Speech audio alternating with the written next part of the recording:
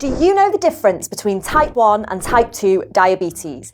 Let me explain. So, diabetes is a condition where the individual cannot properly regulate their blood sugar levels. This means their blood sugar can get dangerously high, which is what we call hyperglycemia. Type 1 diabetes is caused when the individual's pancreas does not produce sufficient insulin.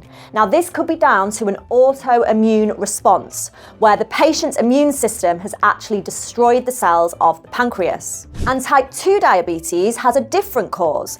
Often the patient's pancreas still produces insulin, but the body cells of the patient are no longer responsive or sensitive to that insulin. In terms of treatment, someone with type 1 diabetes would have to regularly monitor their blood sugar and inject insulin to keep their blood sugar levels steady. Someone with type 2 diabetes can usually control their diabetes by carefully monitoring their diet and taking regular exercise. There are also some medications available to help type 2 diabetics respond to the insulin that they do produce. If type 2 diabetes is detected early on, then this can be reversible by carefully watching the amount of carbohydrates you consume and taking regular exercise. Follow me for more biology content like this.